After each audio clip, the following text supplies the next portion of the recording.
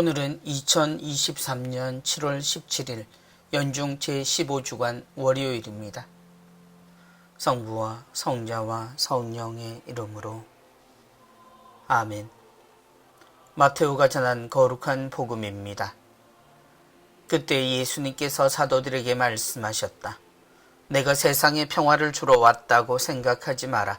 평화가 아니라 칼을 주러 왔다. 나는 아들이 아버지와 딸이 어머니와 며느리가 시어머니와 갈라서게 하려고 왔다. 집안 식구가 바로 원수가 된다.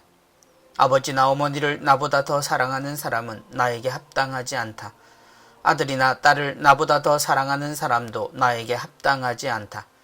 또 제 십자가를 지고 나를 따르지 않는 사람도 나에게 합당하지 않다. 제 목숨을 얻으려는 사람은 목숨을 잃고 나 때문에 제 목숨을 잃는 사람은 목숨을 얻을 것이다.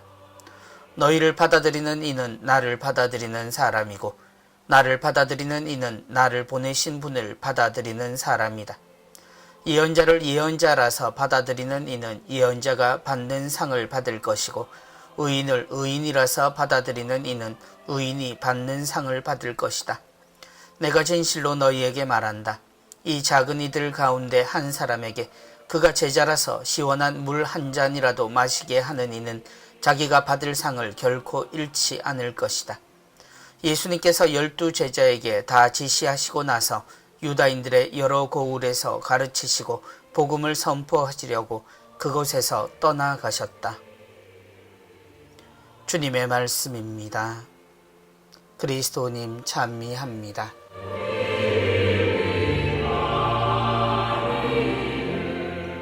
평화가 아니라 칼을 주러 왔다. 하느님을 믿는 우리는 사랑, 평화, 정의 등의 이야기를 자주 접하곤 합니다.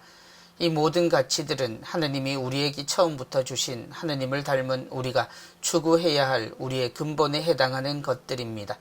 그만큼 본능에 가까운 가치들입니다.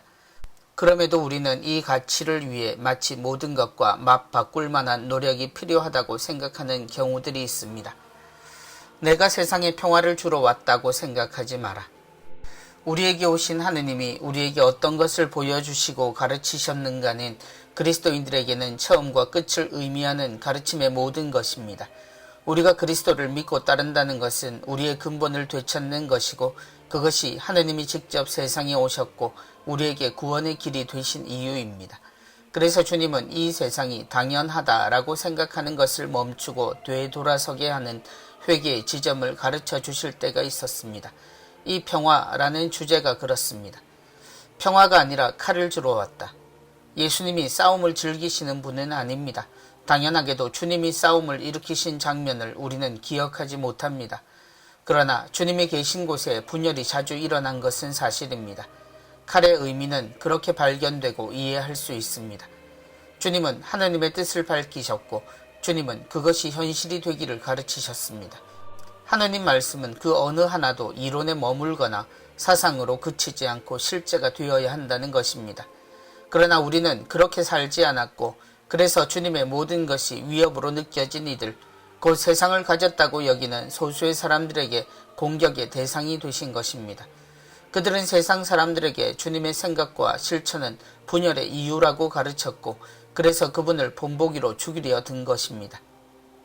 집안 식구가 바로 원수가 된다. 가장 이기적인 관계가 원수가 되는 이유는 그 때문입니다. 누군가 이익을 포기하고 바른 길을 걷고자 하면 거기서부터 분열이 일어나고 싸움이 벌어집니다. 그러나 동시에 그 싸움에 그리스도인은 십자가를 지는 사람입니다. 그래서 십자가가 다시 세상에 세워지는 것입니다. 어쩌면 우리는 지는 싸움을 통해 진정으로 이기는 중인 셈입니다. 그러므로 지치지 않고 알고 싸우고 지면서도 평화를 이루는 중입니다. 성부와 성자와 성령의 이름으로 아멘.